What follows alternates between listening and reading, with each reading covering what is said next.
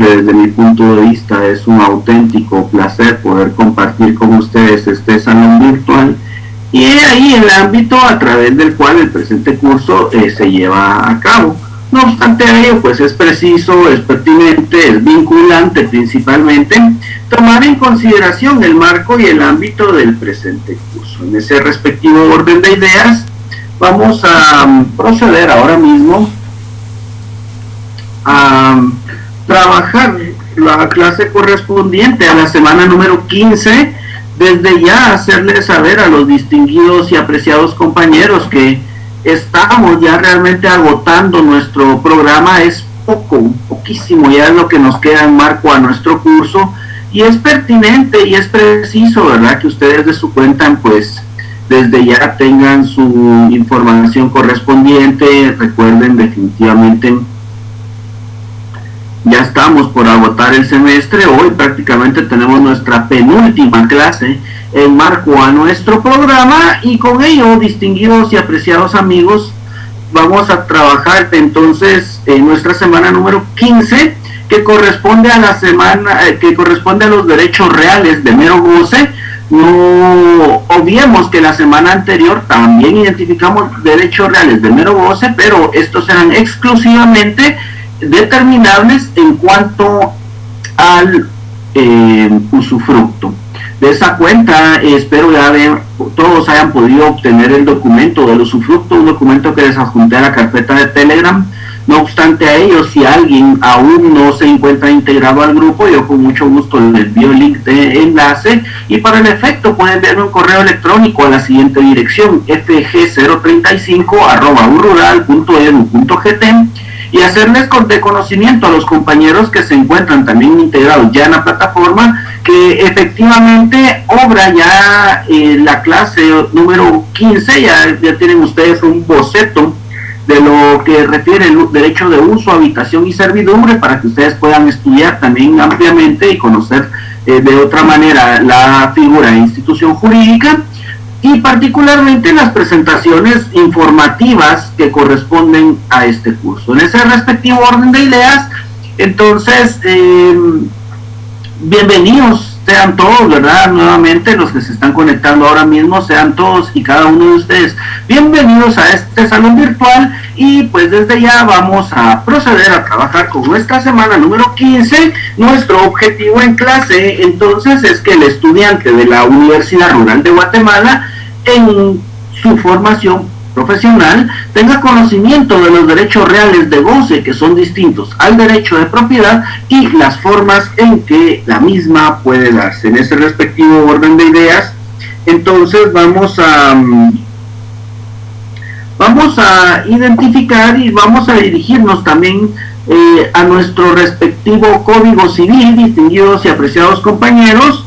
Y de esa cuenta vamos a utilizar vamos a ir a nuestro artículo 745 del Código Civil, que a bien nos establece lo relacionado al derecho de uso y habitación.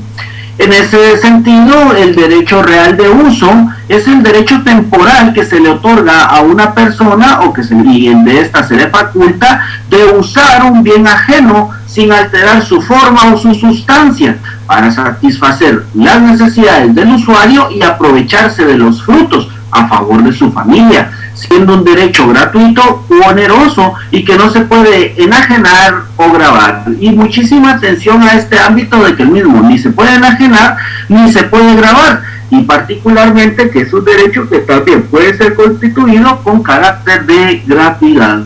En ese sentido, entonces, el derecho de uso nos va a conllevar específicamente al uso de la cosa. Y evidentemente me dirán ustedes, bueno, pero en el derecho de uso tiene elementos que en particular son semejantes al usufructo. Sí, pueden ser semejantes, pero sí son distintos tipos de derechos, y en el transcurso de esta clase vamos a identificar esa diferencia que en particular vamos a enmarcar en nuestro respectivo curso. En ese sentido, entonces, el derecho de habitación es el derecho que se le otorga a una persona de ocupar gratuitamente un bien inmueble para sí y su familia, siendo sus características principales que no se puede enajenar, arrendar ni gravar.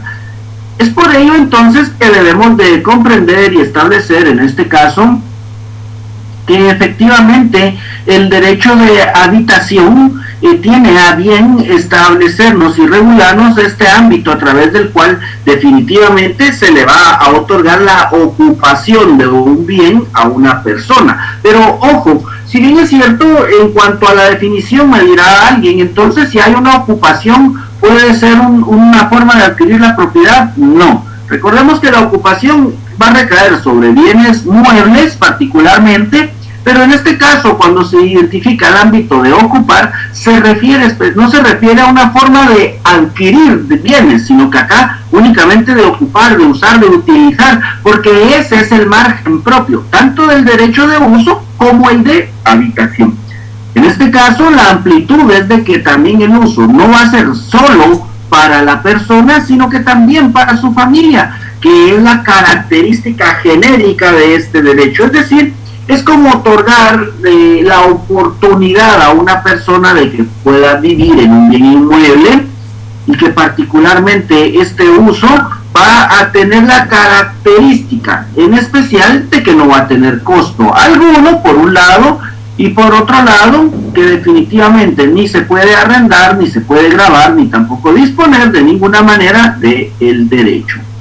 En ese sentido, entonces, vamos previo a identificar las características de esta institución jurídica, vamos a identificar nuestro artículo 745 del Código Civil y que a bien nos establece: el uso da derecho de servirse de cosa ajena o de aprovecharse de los frutos. Y vamos a subrayar, por favor, el uso da derecho de servirse de cosa ajena o de aprovecharse de los frutos. ¿Qué quiere decir eso? Definitivamente, en este caso, el uso, y valga la redundancia, es para ser utilizable. En cambio, la habitación, de conformidad con el artículo 746, limita a lo que es necesario para quien tiene derecho y para su familia, aun cuando no la haya tenido en el momento de constituirse tal derecho. En este caso, pues la habitación básicamente es habitar, no es gozar, no es disfrutar, sino que es habitar, tener el uso específico del inmueble. De esa cuenta, entonces, vamos a proceder a identificar las características que enmarcan esta institución jurídica, y de ellas vamos a proceder entonces a identificar de que son derechos que pertenecen individualmente a una persona individualmente determinada. Cuando identificamos este aspecto, establecemos de que efectivamente los derechos van a corresponder específicamente a la persona a quien se le designa, salvo en el caso de la habitación, determinamos de que también va a ser un derecho en el cual puede existir provecho, valga la redundancia, de la familia. En ese sentido, este es un derecho eminentemente personal, ¿verdad? De esa cuenta también se va a ejercitar sobre cosas corporales. Cuando identificamos cosas o bienes corporales, quiere decir que efectivamente pueden ser tangibles, ¿verdad? Y ahí el ámbito de su característica. Luego se identifica el ámbito de que el uso se puede dar sobre cosas muebles, pero también sobre inmuebles. Y de esta cuenta entonces ampliamos nuestra definición o ampliamos la característica que no va a limitarse a un bien mueble, sino que también puede ser extensivo el mismo sobre bienes de naturaleza inmueble. La habitación también, la habitación en este caso va a recaer únicamente sobre bienes inmuebles definitivamente por el orden lógico, ¿verdad? ¿Qué voy a habitar? Obviamente un bien de naturaleza inmueble. Son derechos temporales. ¿Por qué?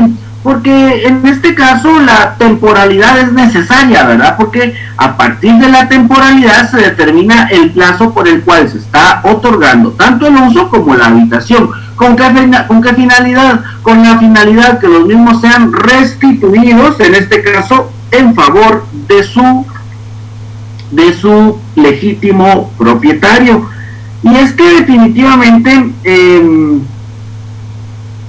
definitivamente este tipo de derechos tienen una característica esencial, ¿verdad? Y es que de esas características vamos a encontrar, por ejemplo, en el artículo 751 del Código Civil, vamos a identificar que si quien tiene el uso de un fundo tomare todos los frutos, o si quien tiene derecho de habitación ocupar de toda la casa, estará obligado, en este caso, a hacer los pagos de cultivo, los gastos de cultivo o de reparaciones ordinarios y de pagar las contribuciones. Si no tomare más que una parte de los frutos o no ocupare más que una parte de la casa, contribuirá en la proporción de lo que goce. ¿Qué quiere decir esto? Quiere decir que el ámbito de la temporalidad nos conlleva a que incluso tenemos que cuidar de la cosa, ¿verdad? Porque efectivamente no es mía. Y es que, veamos, vamos a identificar los otros dos elementos y ahí les voy a hacer una explicación general y que tenemos que dividir y entender particularmente de esta institución jurídica. Por ejemplo, en los derechos reales intransmisibles, evidentemente es porque los mismos no pueden ser transmitidos ni tampoco se pueden alienar, es decir, que no pueden ser, que son derechos inalienables, que no pueden, en este caso, llevarse a cabo o coordinarse o pretender un beneficio más que el que efectivamente consta en la respectiva figura o en la respectiva institución jurídica que así lo regula.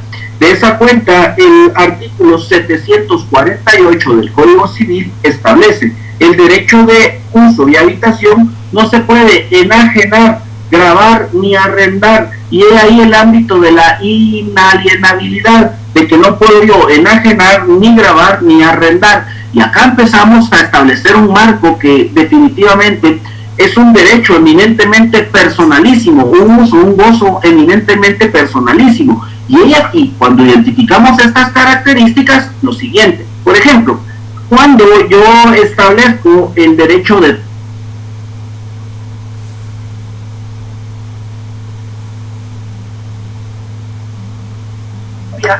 derecho de propiedad. No obstante a ello, el derecho nos regula específicamente, la legislación nos va a regular este ámbito a través del cual es importante y es pertinente determinar en este caso el alcance de los derechos de mero goce. Y es que acá, si bien es cierto, yo sigo siendo propietario en estos derechos de mero goce, yo estoy disponiendo ¿de qué? Del uso de la cosa. Y es ahí el ámbito a través del cual yo sola de mi propiedad, ojo, yo no estoy transmitiendo derecho alguno, más que lo que estoy haciendo es otorgando un, claro, cuando hablo de derecho alguno me refiero al derecho de propiedad, ¿verdad? Yo lo que hago es otorgar un derecho de uso, goce y disfrute de la cosa, pero limitado totalmente, al menos en el uso y la habitación, porque definitivamente yo no puedo arrendarlo, no puedo cederlo, no puedo grabarlo, y consecuencia de ello, yo a lo único que me puedo ver beneficiado es al efectivo uso, disfrute de la cosa, ¿sí? Hacer valer en este caso o cuidar como propio el bien, toda vez que es una característica propia de esta institución jurídica. De esa cuenta, entonces, vamos a proceder a identificar los derechos y obligaciones. En ese sentido, previo a continuar, distinguidos amigos, si pudieran confirmarme, yo ahora mismo estaba dando lectura de que un compañero tiene problemas de conexión. Solo si ustedes pueden confirmarme, compañeros, si se está escuchando, si ven la presentación particularmente, ¿verdad? Que realmente es lo que interesa, que ustedes vean la presentación y que definitivamente escuchen la información que se les está transmitiendo. Y por favor, si ustedes pueden confirmarme, yo se los agradecería enormemente. Entre ese espacio, entonces voy a habilitar exactamente un minuto ahora mismo para que ustedes me puedan confirmar, distinguidos y apreciados compañeros, si logran escuchar la información, y yo vuelvo con ustedes con derechos y obligaciones del uso y la habitación.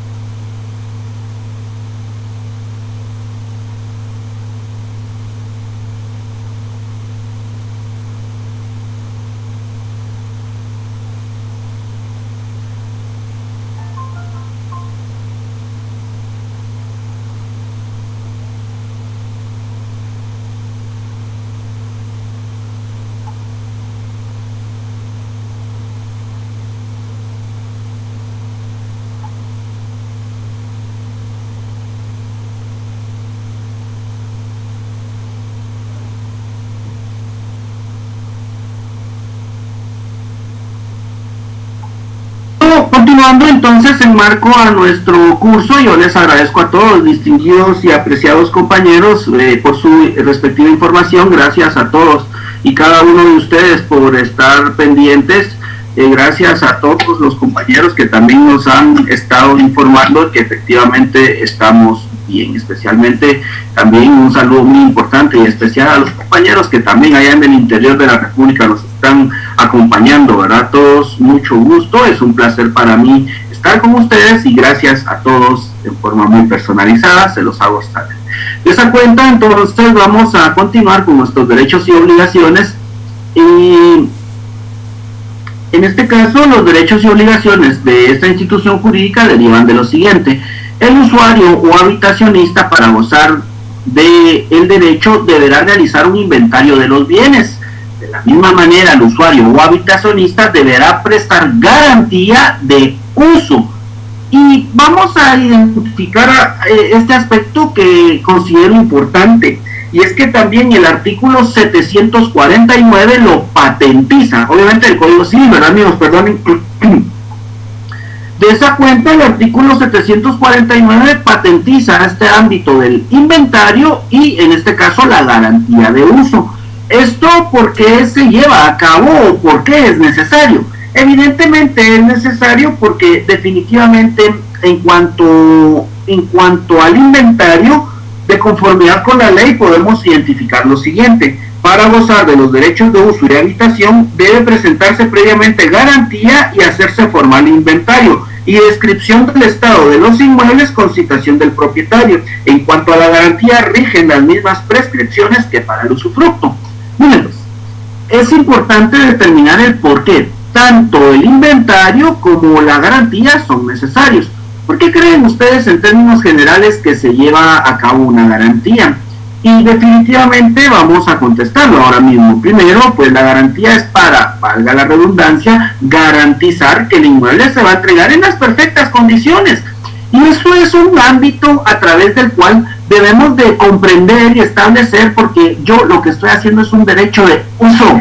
Y es que cuando determinamos esos aspectos, logramos establecer que particularmente la propiedad no la tenemos del todo, en este caso,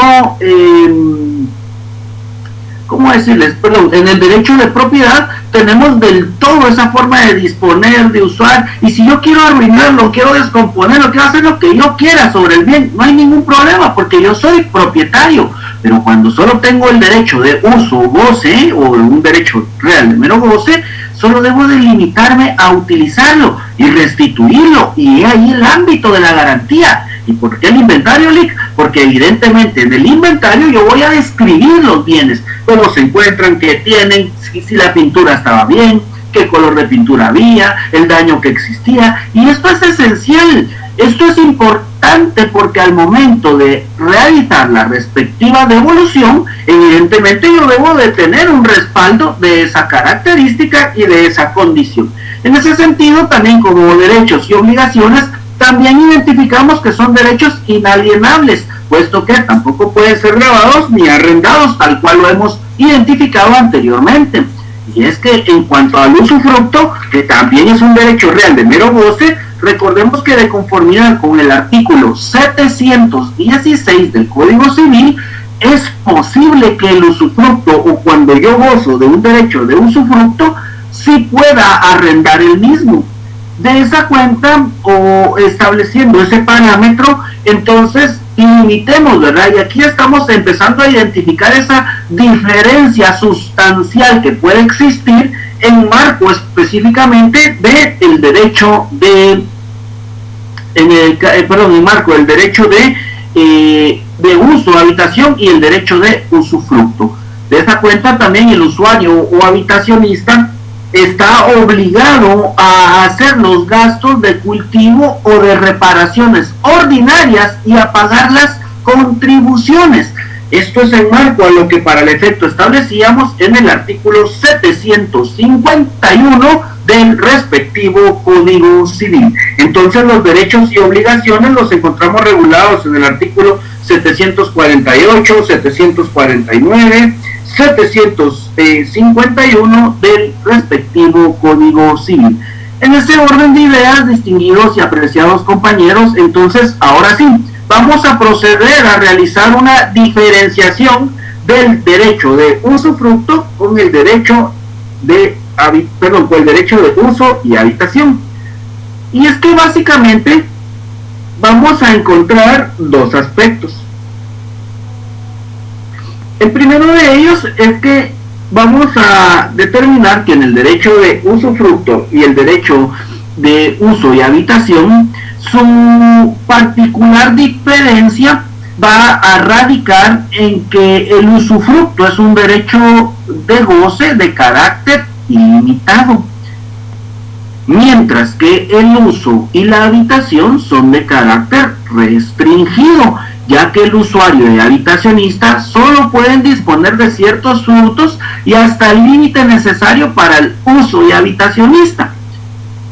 Otro elemento de diferencia, y ahora los vamos a integrar en breve ambos, es que el derecho de uso y habitación no se puede arrendar, gravar o enajenar, mientras que el usufructo sí se puede arrendar, gravar y enajenar, mientras el usufructo pueda recaer sobre bienes inmuebles, muebles e incluso todo tipo de derechos que en el caso de la habitación solo puede recaer sobre bienes inmuebles. Entonces, patentizando la diferencia de esta institución jurídica con el usufructo, entendamos entonces de que el ámbito ilimitado, ojo, el ámbito ilimitado es respecto al derecho de mero goce, ¿sí? Porque en el usufructo yo puedo arrendar, puedo beneficiarme, puedo gravar el resultado de los frutos, puesto que es mi derecho, es mi beneficio y es la forma en que yo hago valer mi disposición de uso, goce y disfrute. Mientras que en el ámbito de la habitación y el uso existe una limitación sustentable, toda vez que en el caso de, o en ambos casos, no puedo yo hacer más que uso de lo necesario, no puedo arrendar, no puedo grabar, y en el caso de la habitación, este aún tiene la característica que es limitativo en cuanto a que solo va a recaer sobre bienes de naturaleza inmueble. En ese sentido, distinguidos y apreciados compañeros, todos y cada uno de ustedes, pues espero hayamos podido en este caso identificar estos elementos particulares y vinculantes. Y es que también es preciso determinar y establecer que el derecho de usufructo, tanto de uso y habitación, también nos van a determinar ese ámbito a través del cual el derecho puede ser eminentemente o puede llevar a este caso a una extinción del derecho. Y definitivamente, como todo derecho, debe de concluir, y recordemos que particularmente el derecho de uso y habitación tiene un carácter de temporalidad, y esto quiere decir que definitivamente el artículo 750 del Código Civil nos establece lo siguiente: los derechos de uso y habitación se establecen y se pierden de la misma manera que el usufructo. Cuando identificamos este aspecto, determinamos en particular que el usufructo puede llegar, el uso y habitación van a llegar a su fin con las mismas características, pero también al darle lectura a las mismas, ahora mismo vamos a entender ese orden de logicidad que nos conlleva a la extinción del derecho. Y de esta cuenta, definitivamente, por vencimiento del plazo para el que fue constituido. Este es un ámbito eminentemente vinculante, tomando en consideración que es el periodo, la temporalidad convencional a través de la cual efectivamente consta el respectivo derecho. Luego identificamos por la reunión de uso y habitación en el derecho de propiedad. Y es que en esta reunión vamos a identificar o vamos a establecer particularmente que cuando hablamos de la reunión del derecho estamos determinando en este caso que al yo hacerme propietario, ¿para qué quiero el derecho de uso y habitación si ya es consecuencia de la propiedad? Ojo, cuando va a recaer sobre mí mismo, es decir, sobre la misma persona. Puesto que cuando definitivamente el derecho de propiedad va a recaer sobre un tercero, mi derecho de uso y habitación va a continuar su vigencia.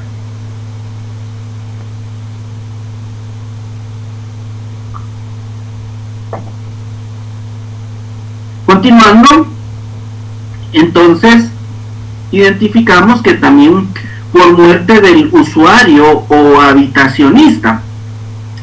Y esto quiere decir que definitivamente al morir la persona a quien se le ha otorgado el derecho, pues evidentemente extingue el derecho.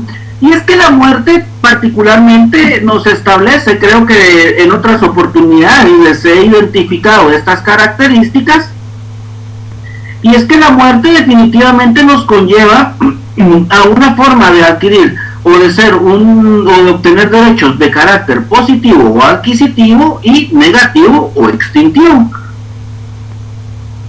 De esa cuenta, la muerte como beneficio positivo podríamos ejemplificar, por así decirles, el ámbito del derecho sucesorio, ¿verdad? Al momento que la persona fallece, ya sea con o sin testamento, lo que va a proceder es un proceso sucesorio, porque es un derecho posterior a la muerte. Cuando hablamos de un derecho negativo o extintivo, puede suceder, en este caso, el derecho de uso y habitación. Fallece la persona y se extingue el derecho. Es como el vínculo matrimonial, ¿verdad? Que efectivamente al momento de que fallece uno de los cónyuges, el otro cónyuge extingue ese derecho respecto al matrimonio. Lo identificamos en este caso el ámbito de la renuncia del usuario o habitacionista. Y cuando identificamos la renuncia es porque evidentemente, ya sea el usuario o habitacionista, no quieren hacer valer más del derecho y renuncian al mismo. Por prescripción, definitivamente la prescripción nos conlleva al vencimiento, ¿verdad? O que haya prescrito el derecho a través del cual yo tenía o tuve la opción de haber hecho uso y habitación y no lo hice. Por ejemplo, la prescripción, al menos en este aspecto, es muy parecido al vencimiento del plazo. ¿Por qué? Porque en el vencimiento del plazo estamos identificando que yo estando en uso y habitación del mismo, pues venció el mismo y debo de entregar la cosa. Por prescripción nos conlleva a que tenía el derecho, no hice uso ni goce de la cosa, pero cuando quería hacerlo ya había vencido el plazo y por lo tanto prescribió mi derecho. De ahí identificamos la pérdida de la cosa dada en uso o habitación. De esta cuenta definitivamente, si no hay cosa, pues sobre qué va a recaer el derecho, ¿verdad? Por anulación del derecho del que lo constituyó, el uso o la habitación. Ojo, por anulación identificamos es que se haya declarado nulo el derecho del propietario. Y he ahí entonces definitivamente que si yo como propietario no tengo derecho, tampoco puedo disponer de otorgar el uso y habitación sobre bienes. Le identificamos por el deterioro de los bienes dados en su habitación, tomando en consideración la falta de reparaciones. Y por abuso que se haga al derecho del usuario o habitacionista. Y con ello, entonces estamos en este caso agotando nuestras, o en este caso las extinciones, tanto del derecho de uso y habitación. Entonces, en ese sentido, vamos a identificar, acá una compañera nos está haciendo una consulta, Magnolia, dice que en el caso del uso puede ser, por ejemplo, si tengo una propiedad, le doy a alguien donde vivir y este a su vez me ayuda a cuidar la propiedad para que no me invadan un terreno, ¿sería este el caso? No, ese sería el caso de la habitación, Magnolia. En el caso, ya que no existe ningún compromiso de pago de prestaciones ni alquiler, así es, solo que no es derecho de uso, sino que en este caso sería derecho de habitación. Y de ahí, luego Fabiola nos identifica acá que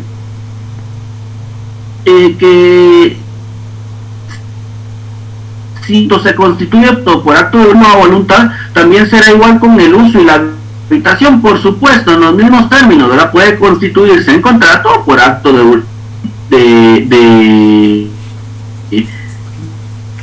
última voluntad. En los mismos términos, distinguida compañera, tomando en consideración, de verdad que definitivamente van a determinar, van con sus respectivas garantías. Entonces acá nos identifican los compañeros que del Jícaro nos están saludando. Un saludo fuerte a todos los distinguidos y apreciados compañeros que nos visitan del interior de la República, y en especial al compañero del Jícaro que nos ha hecho referencia de esa condición.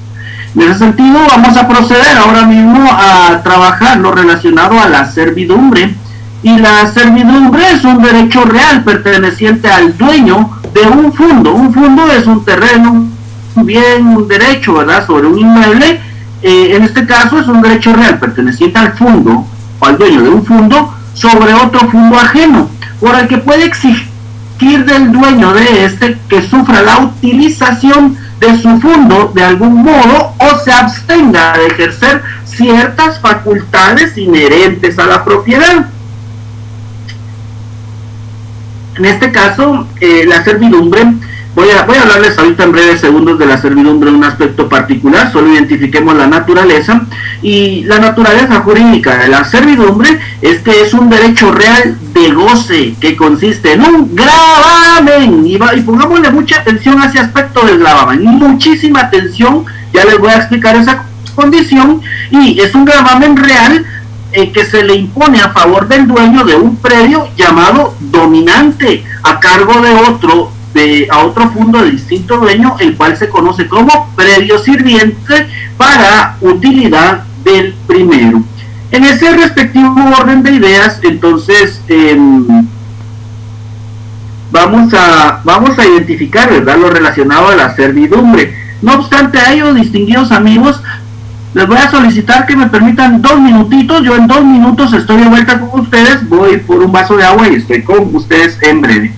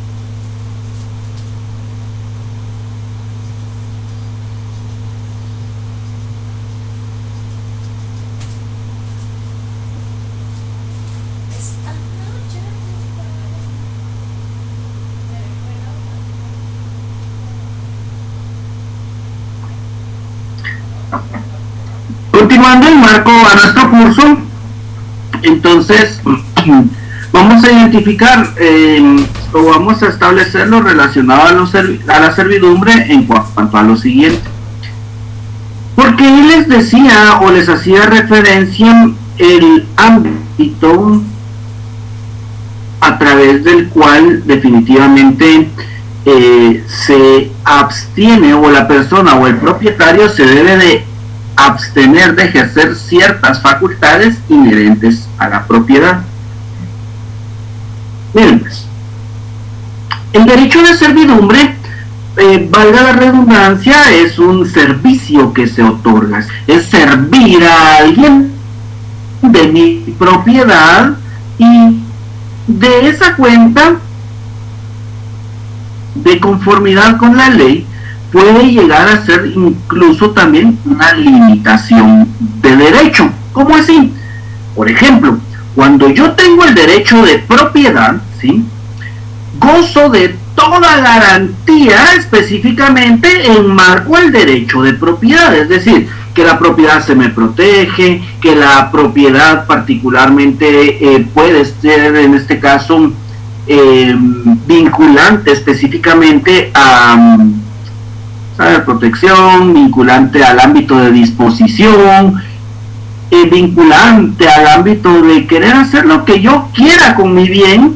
Pero cuando identificamos de que existe o que yo me debo de abstener de determinados actos, quiere decir de que yo en la servidumbre voy a otorgar un derecho que es el ámbito del gravamen, voy a gravar mi propiedad, es decir, establecer un límite, y esa limitación a la propiedad es un límite del cual yo ya no puedo disponer, y aún así, si dispongo del bien, esa limitación, ese gravamen va a ser perenne, como por ejemplo, o para poder establecerlo de esa manera, podemos identificar con claridad un derecho de paso, ¿sí? Por ejemplo, entre propiedades evidentemente debe de existir un paso. Por ejemplo, vamos a identificar este libro, ¿sí? Supongamos que el área azul que ustedes ven ahí, que el área azul corresponde a un bien inmueble y el área blanca corresponde a otro bien inmueble. Si ustedes se dan cuenta, acá el bien inmueble se encuentra limitado de tener acceso, y supongamos que acá hay calle y acá hay calle, ¿sí? Bueno, la particularidad definitivamente es de que el bien tenga la posibilidad de tener acceso a la vía pública. Entonces, esta área azul tiene que cederle un espacio, un camino, ¿sí? Tiene que cederle un espacio de su propiedad, y aquí está la abstención de ciertas facultades.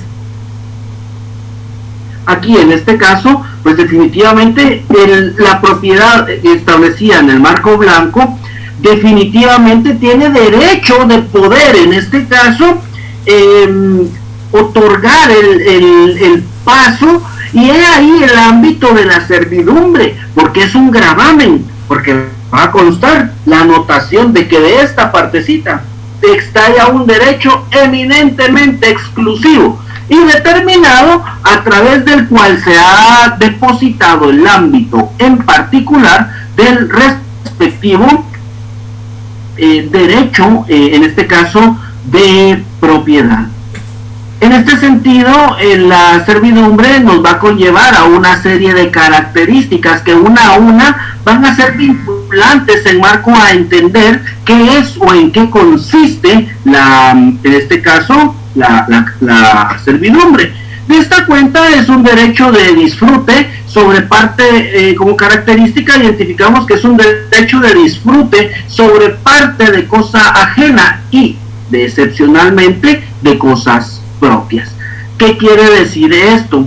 Definitivamente este aspecto nos conlleva específicamente a disfrutar únicamente de una parte del derecho de una cosa ajena.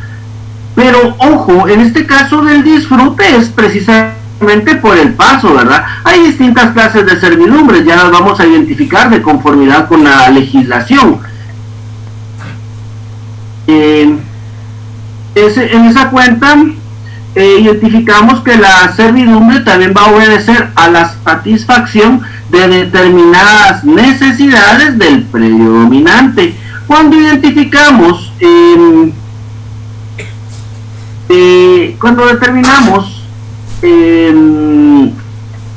ese aspecto, ¿verdad?, de la satisfacción de determinadas necesidades, normalmente las vamos a enmarcar específicamente a necesidades como, por ejemplo, el alumbrado público, el paso de cloacas, ¿verdad?, o el paso de tuberías. En este caso también podemos identificar otro tipo de servidumbres, como por ejemplo las servidumbres de estos fluidos, ¿verdad? Cualquier tipo de fluidos eléctricos, agua, en este caso descarga de aguas residuales, y estas evidentemente derivan y son eminentemente importantes. Definitivamente no les digo en este caso que deban de ser del todo voluntarias, sino que hay casos en los cuales también las servidumbres pueden ser eminentemente, en este caso, obligatorias. Particularmente se vuelve el ámbito obligatorio cuando la persona definitivamente o cuando del derecho se pretende beneficiar a la población en general y no un derecho en particular. Por ejemplo, este tipo de servidumbres, bueno, tal vez hoy en día, no les digo que no exista, se los aclaro, pero definitivamente hoy en día tal vez ya no vemos esas características del todo, puesto que ya existen numerosas carreteras, pero cuando se construyeran o cuando se construyen carreteras o cuando se hacen ampliaciones de las mismas, definitivamente debe de existir en este caso este ámbito de las servidumbres, y es que definitivamente las servidumbres nos van a conllevar a este espacio y a este aspecto que definitivamente nos conlleve a determinar que efectivamente es necesario y es de interés general y no de interés particular la constitución de las mismas. Y me preguntará alguien, pero mire, Lick, yo puedo obtener o puedo cobrar por ello. Bueno, el artículo 787 del Código Civil efectivamente nos establece el ámbito de la servidumbre específicamente en cuanto a ¿cómo se denomina esto? En cuanto a una indemnización, esa es la palabra correcta, en cuanto a una indemnización respecto de la servidumbre que se ha otorgado o que se está otorgando, ya sea en forma voluntaria o en forma, en este caso, obligatoria o forzosa, ¿verdad? Luego identificamos que la servidumbre va a generar generalmente sobre predios y no sobre personas, ¿verdad? Porque evidentemente la servidumbre va a recaer sobre los bienes. El dueño del predio sirviente solo queda obligado a abstenerse de ejecutar ciertas facultades sobre el mismo. Y es que normalmente estas facultades del dueño del predio, más que poder en este caso determinar su espacio, ¿verdad? Porque el espacio del cual ya ha servido, que también puede hacer uso de él, eso es indudable, que sí puede hacer uso de él, lo que sí no puede hacer es cerrarlo, ¿verdad? Porque ya es una servidumbre. Y es que este es un aspecto, por ejemplo, en las heredas, ¿verdad? O en las distintas fincas. Ustedes, por ejemplo, los compañeros del interior me van a poder establecer con certeza lo que ahora mismo les voy a decir. Y es que en cada una de las fincas hay espacios en los cuales, como están tan pegaditas, hay espacios a través de los cuales no es posible circular. Sin embargo, pues obviamente porque están los respectivos cercos. Pero ustedes no me dejarán mentir de que las personas corren el cerco, pasan, vuelven a poner el cerco y así sucesivamente. Y eso es totalmente posible porque son las denominadas servidumbres de paso. Ojo, desde ningún punto de vista violentando el derecho de las personas. No es lo mismo pasar, no es lo mismo utilizar que obviamente pretender habitar, porque entonces ahí ya estamos hablando de una condición distinta. La servidumbre es efectivamente para gozarse parte o disfrutar parte de la propiedad ajena. Pero ojo, cuando hablamos de ese disfrute, no estamos estableciendo que yo me debo de ir a vivir ahí, pues no, debo de utilizarlo para su efectivo fin. Es por ello que en cuanto a las características hemos identificado esos aspectos, pero también identificamos que la servidumbre es inseparable a los inmuebles, ya que a estos pertenece, y quiere decir que si los muebles cambian de dueño, los inmuebles cambian de dueño, la servidumbre constituida queda totalmente vigente. Quiere decir esto entonces que al momento de que yo haga la venta de un bien inmueble, esto me va a conllevar como consecuencia a que el derecho va a ser eminentemente patentizable en cuanto al uso que se le dé al mismo. Esto quiere decir, distinguidos amigos, que como consecuencia de ello, la servidumbre deriva o deviene a ser eminentemente consecuente específicamente por la vigencia de las mismas. Yo puedo vender, puedo disponer, puedo hacer lo que yo guste sobre el bien, pero una vez ya se ha establecido una servidumbre y consta la inscripción de la misma es perenne, y en marco a las características vamos a identificarlo en breve. Luego identificamos que son indivisibles, que esto quiere decir que aunque el predio sirviente se dividiera, la servidumbre va a continuar sobre la totalidad del predio sirviente. Es decir, si la servidumbre se establece para un paso específico y que eso se tenga que dividir a la mitad, la servidumbre va a seguir siendo exactamente la misma. ¿Y esto por qué? Porque las servidumbres son perpetuas, es decir, que permanecen para siempre a favor de los inmuebles en que están constituidas. De esa cuenta, vamos a proceder a contestar algunas preguntas, ¿verdad? No todas, vamos a proceder a contestar algunas y vamos entonces, ahora mismo voy a dar lectura a las mismas y les voy a ir identificando lo que vaya correspondiendo al efecto. En ese sentido, nos identifica acá el compañero Vladimir que si en este caso se puede o tendrá algún costo la servidumbre. Pues no es un costo, pero sí puede haber una indemnización de conformidad con el artículo 787 del Código Civil. El derecho de paso se debe de escriturar, nos establece Magnolia, y efectivamente, ¿verdad?, debemos de hacerlo constar a efecto pues de que incluso en el registro de la propiedad se hagan las anotaciones correspondientes. Gaby nos dice que si en la escritura dice que debo dejar 2 metros de ancho de paso de servidumbre, pero si construyo un segundo nivel, sí puedo construir en el total del terreno, incluyendo los 2 metros de ancho que dejé en la parte de abajo, no puedo construir en el segundo nivel. Bueno, no es una limitación, ¿verdad? Recordemos de que el derecho de paso ahí está y definitivamente su ámbito es, valga la redundancia, el paso. Limitación no existe, pero recuerde que usted ya dispuso de ese espacio, ¿verdad?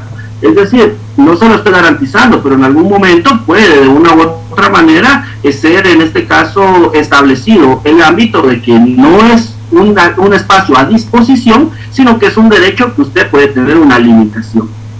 ¿Se puede comprar el paso de una servidumbre? Pues sí se puede, efectivamente. De hecho, el Estado, cuando ha construido, realmente es una indemnización, ¿verdad? Esa es la palabra correcta, ¿verdad? De conformidad con el artículo 787 es una indemnización. Pero sí puedo en este caso establecer un negocio jurídico y pagarla.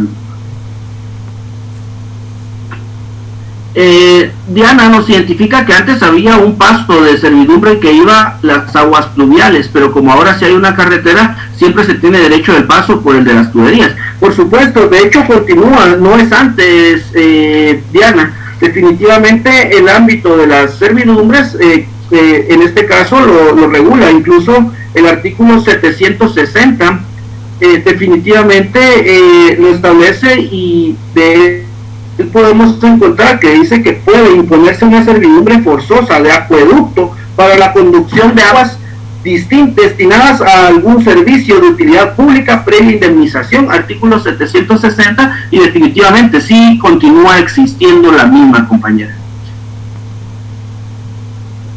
Waldo, sí, definitivamente, Waldo, la servidumbre debe de anotarse en el registro general de la propiedad porque es en este caso es un gravamen al bien, ¿verdad? Evidentemente, si es vinculante su respectiva anotación. ¿En qué artículo se establece que es perpetua? Bueno, lo que sucede es que por su propia característica, compañera, por ser un gravamen sobre bienes, y esto lo establece el artículo 752, que establece que servidumbre es el gravamen impuesto sobre un predio para uso de otro predio de distinto dueño o para utilidad pública o comunal. He ahí el ámbito de la perpetuidad. De esa cuenta establecemos y determinamos que efectivamente las mismas evidentemente son continuas y perpetuas, ¿verdad? Es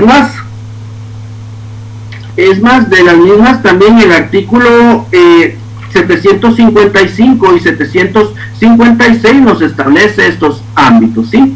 ¿Por cuánto tiempo se puede adquirir el ámbito de servidumbre? Como les había hecho referencia, puede ser en este caso o no puede ser, de hecho es a perpetuidad. Censo nos identifica que si el propietario de un inmueble me vende una fracción de su terreno, pero no dejamos legalmente legalizada la servidumbre, puede después obligarlo a legalizar la servidumbre de paso, aunque ella no quiera legalizarlo. Depende, Celso, si su propiedad sí tiene acceso a la vía pública, pues no lo puede obligar. Ahora, si no tiene acceso a la vía pública, la persona que le vendió está obligada a otorgarle, en este caso, el derecho está obligado a otorgar el derecho del respectivo paso. La indemnización lo deberá de pagar la persona que necesita el paso de la servidumbre. Claudia, por supuesto, ¿verdad? O en todo caso el Estado, ¿verdad? La indemnización correspondiente. Bueno, pero el Estado cuando son servicios públicos, ¿verdad? No perdamos de vista ese aspecto. Luego identificamos que se puede construir sobre las tuberías aún sabiendo que se dio servidumbre de tubería de drenaje. Pues lo que pasa es que recordemos que los drenajes, de hecho ni los vemos, ¿verdad? La servidumbre que se da es que estén obviamente bajo mi propiedad y definitivamente ese es el ámbito de la servidumbre. Totalmente positivo, yo puedo construir, no hay ningún problema, pero sí a sabiendas de que existe en este caso un derecho ya otorgado para el preciso paso de las tuberías o de los espacios pluviales. En la escritura pública o título legal de derecho de posesión se adquiere una servidumbre, sea razonada en la escritura. Bueno, en este caso, Octavio, definitivamente a mí, cuando hablamos de derechos de posesión, tal vez las características son distintas, ¿verdad? Y es que recordemos de que en el derecho de posesión todavía estamos en marco a buscar una propiedad.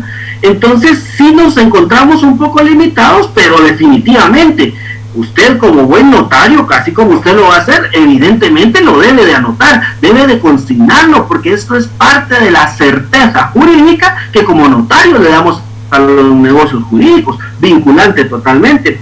¿Cuáles son las servidumbres voluntarias y legales? Ahora mismo vamos a hablar de ellas mismas, compañero, para que no nos extendamos, y ya vamos a hablar de las voluntarias y legales. Entonces, para continuar, entonces, clasificación de las servidumbres, vamos a identificar que se clasifican por su contenido, que van a ser positivas cuando el propietario deja hacer algo a un tercero, y negativas cuando las que prohíben al dueño del predio sirviente hacer algo que se le sería lícito sin la servidumbre. Es decir, es un ámbito como de limitación, ¿verdad? De esta cuenta definitivamente es el ámbito de lo positivo y lo negativo. Luego identificamos que existen también servidumbres por ejercicio o por el ejercicio y que determinan que pueden ser continuas aquellos cuyo uso es incesante sin la intervención de algún hecho del hombre, y discontinuas, las que se usan a intervalos más o menos largos y dependen de algún hecho o acto del hombre. Por las evidencias de su existencia. Por las evidencias de su existencia pueden ser aparentes, que en este caso son las que se anuncian y están como continuamente a la vista por signos exteriores que revelan el uso o su aprovechamiento, o bien las no aparentes, las que no presentan indicio de su existencia. Estas se encuentran reguladas, estas características o esta clasificación, de conformidad con lo que para el efecto regula y establece el artículo 754 del Código Civil, que ahí nos establece estos dos aspectos, ¿verdad?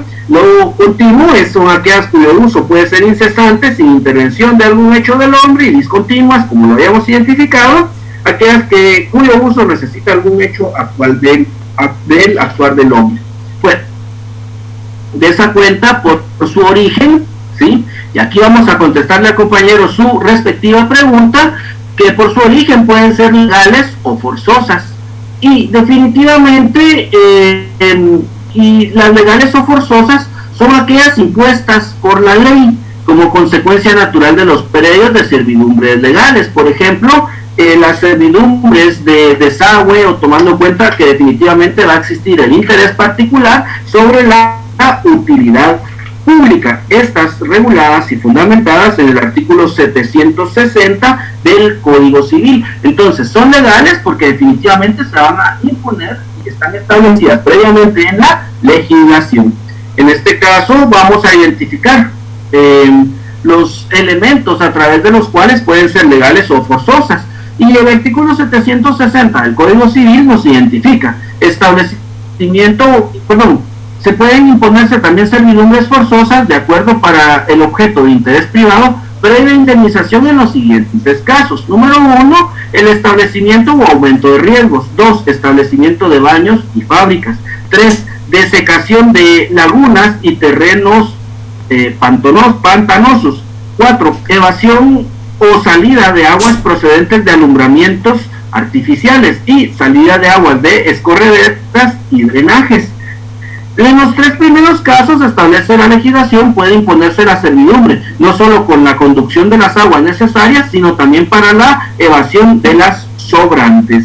En este caso, puede existir también una oposición del dueño, y el artículo 761 no lo establece, y establece que el dueño del terreno que se trate de imponerse la servidumbre forzosa de acueducto podrá oponerse por alguna de las causas siguientes. 1, por pretenderse construir acequia descubierta que sea perjudicial por cualquier calidad de agua. 2, por ser peligrosa para el terreno del predio sirviente cuando se intente utilizar para objetos de interés privado. Y 3, por poderse establecer sobre predios con iguales ventajas. En este caso, definitivamente son los elementos, ¿verdad?, a través de los cuales en la oposición, pues obviamente es ante un órgano jurisdiccional, y que evidentemente es el juez el quien va a determinar.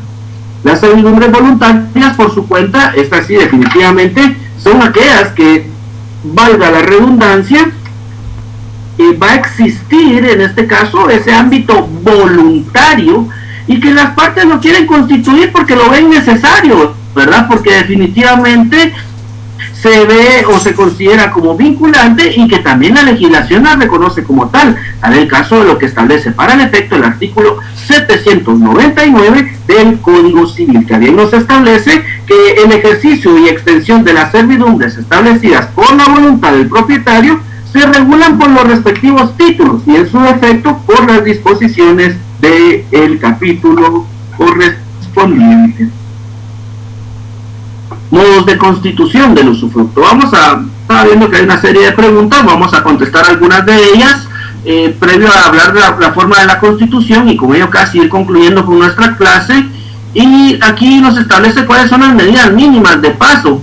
Bueno, realmente las medidas no hay ni mínimas ni máximas, ¿verdad? Realmente son específicamente para un ámbito de paso, ¿verdad? Valga la redundancia, ya sea para paso vehicular o para paso de personas. Identifica a cada compañera Sandra Tomás que si una persona individual puede comprar el paso de servidumbre para su propio beneficio. Bueno, si definitivamente, si es para su beneficio, pero es un paso adicional, sí, que él sí tiene salida a la vía pública, pero es un paso adicional porque se le hace más simple, más práctico, puede pagarlo, puede comprarlo, pero ojo, no es obligatorio para el propietario.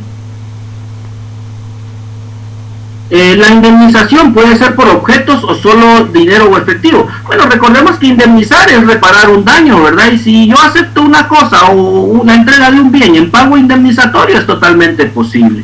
Se puede mover el lugar donde pasa el derecho de servidumbre. ¿Cómo así, Sergio? Si usted me explica, yo con mucho gusto le defino ese aspecto, y con mucho gusto le voy a estar contestando él mismo. Seguidamente identificamos, antes de dividir una finca en parcelas, se hace un acta notarial sobre el derecho de paso y uno de los dueños vende su parcela. Bueno, en este caso, vamos a ver, antes de dividir una finca en parcelas, se hace un acta notarial sobre el derecho de paso y uno de los dueños vende su parcela. ¿Será válida siempre el acta notarial? Bueno, si son derechos, en este caso posesorios, sí, porque ya han quedado previamente establecidas, compañero. Waldo nos identifica, por ejemplo, nos rellenan el terreno de tierra o ripio, los de la MUNI, y le damos derecho de servidumbre para paso de tuberías de drenaje. No le entendí su pregunta, vamos a ver. Lo relacionado a las medidas que nos habían preguntado el compañero Daniel, hago referencia al artículo 791 del Código Civil, que para el efecto nos establece un ancho de paso. Dice, en la servidumbre de paso, el ancho de este será el que baste a las necesidades del predio dominante a juicio del juez, no pudiendo, y aquí viene, ojo, acá sí, esto es importante, porque si bien es cierto, no se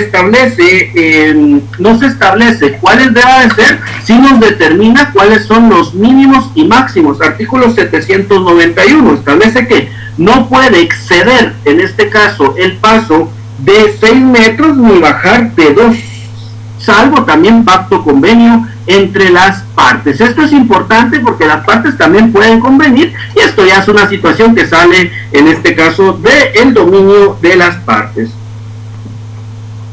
Brenda, efectivamente, cuando hay servidumbre no se utiliza, cuando hay servidumbre pero no se utiliza, se puede cerrar, depende, si está constituida como gravamen, no, compañero. Luego identificamos, en este caso vamos a identificar el artículo 757 y el artículo 799. Vamos a darle lectura brevemente y les voy a contestar la respectiva duda. Establece el artículo 757. Las servidumbres se derivan de la situación natural de los predios, de las obligaciones impuestas por la ley o la voluntad de las partes. Aquí estamos estableciendo las dos clases de servidumbres. Y el 799 nos establece que el ejercicio y la extensión. Bueno, ¿esto qué quiere decir, compañero? Para aclararle, definitivamente esa diferencia o estas diferencias de los artículos son básicamente, primero, en que el artículo 757 nos establece de que pueden establecerse servidumbres legales, que son las que se imponen por la ley, o las voluntarias, las que los propietarios quieran establecer, que son las que para el efecto el artículo 799 nos regula como tal, estableciendo que en el ejercicio y la extensión de las servidumbres establecidas por la voluntad del propietario se regulan por los respectivos títulos. Es decir, si yo tengo derecho, efectivamente lo puedo hacer valer y puedo otorgar servidumbres. Y con ello espero haberle podido contestar su pregunta, distinguido compañero. Definitivamente estamos claros, ¿verdad?, de que uno, al menos en un artículo, cientifica las dos posibles formas de constituir y en el otro solo efectivamente de la servidumbre de carácter voluntario.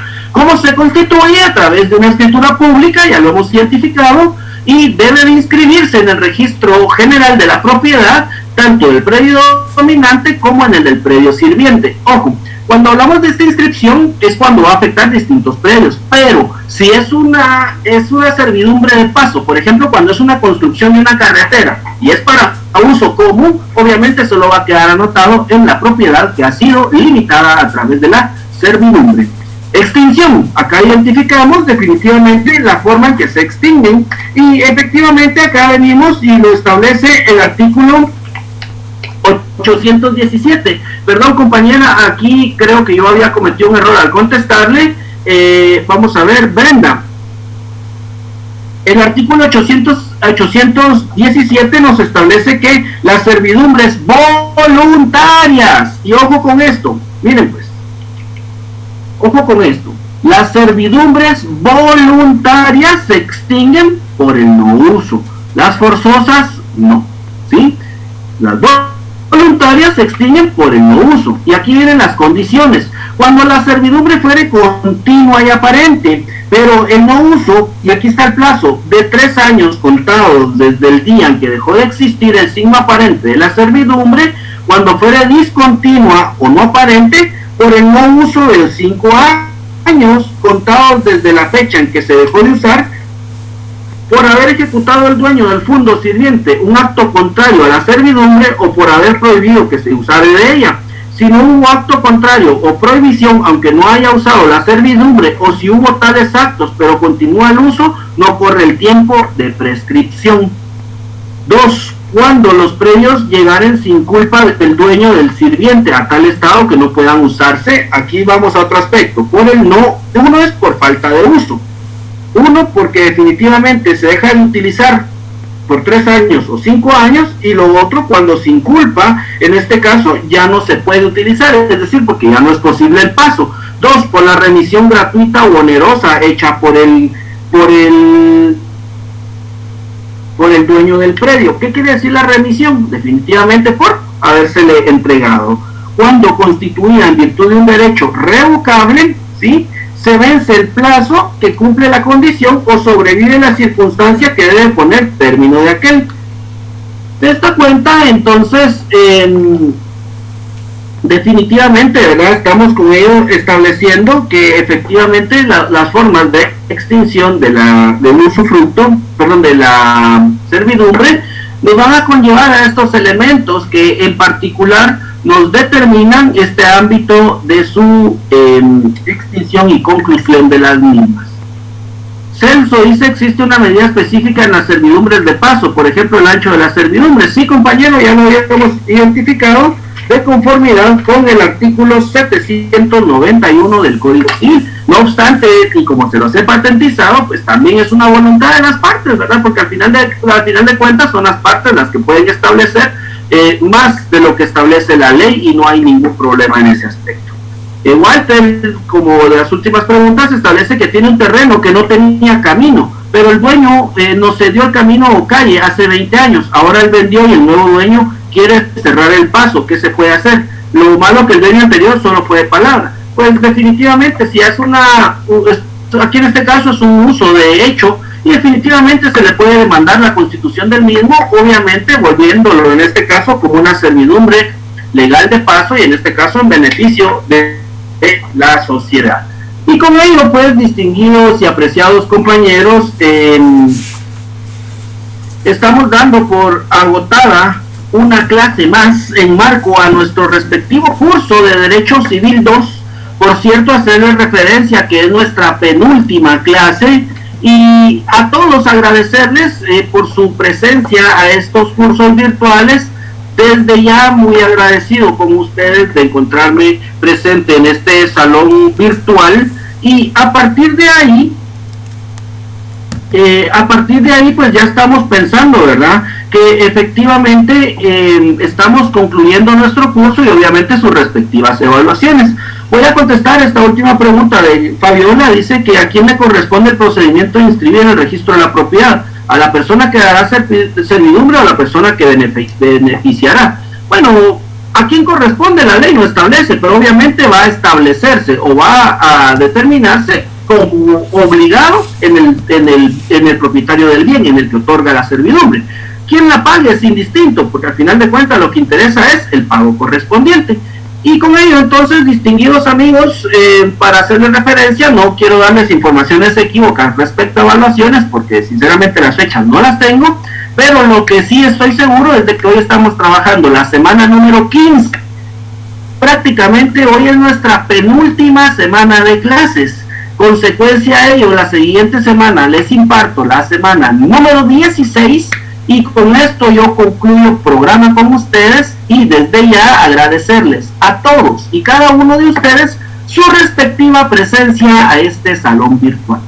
Distinguidos y apreciados compañeros, tengan todos y cada uno de ustedes la mejor de las tardes, tengan una excelente jornada académica y bendecido fin de semana o bendecido domingo, lo que resta del domingo. Almuercen con sus familiares, disfruten a sus respectivas familias, amigos, compañeros y demás con quien ustedes estén compartiendo estos momentos.